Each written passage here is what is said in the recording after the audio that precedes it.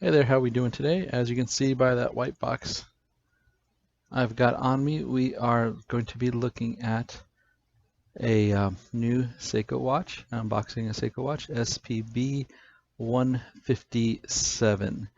Now, this watch came out back in September, I believe, so it's been a little while, but Seiko's been coming out with so many models lately, it's been hard to keep track. And there you got the booklets, and let's get down to business here.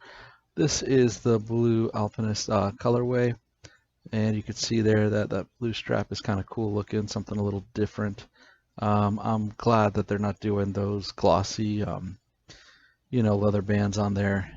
Gives it a little more of a field look, a little more of a rugged look here with the way that leather band is a little bit on a matte side, I guess. Again, we're looking at SPB 157, and this is the model that came out in 2020, September in the US, and it's a gradated dial. Looks great. Here you can see the price I got there. This watch retails for $700, and here's the gradient face. You've got a little lighter in the middle, dark on the edges, and you can see the signature Alpinist look to it with the markers and the hands. Very cool. And this watch has got a caliber 6R35, and the 6R35 has a 70-hour power reserve. So that's nice to have those little extra hours, because sometimes you put your watch down for a day or two and then you have to reset the watch. It's a 24 jewel, and the crystal here is a curved sapphire crystal with the anti-reflective coating on the inner surface. And this is the blue colorway again. This watch is very cool. People might think this is a new version of the Alpinist, but it actually isn't the new version. It's actually a closer take on the original Alpinist. Now, if you go back into Alpinist history, Seiko started the Alpinist as the Laurel Alpinist, so Seiko Laurel, which is pretty cool. And this kind of dome shape to the crystal and the case shape and everything is tribute to that original Laurel Alpinist. And Seiko claims that it was 1959 that these original ones came out, and you can see this case here is different than the ones that we're used to, which has that inner compass ring.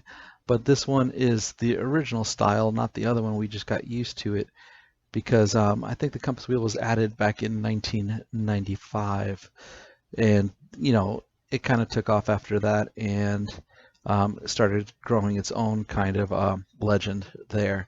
But this one is a take on the original one. The dates I get with that one, Seiko again says it came out in 1959. A lot of reference when this watch was actually out and about was 1961, and that is the Laurel Alpinist. So very cool. You can see we got the display case back there.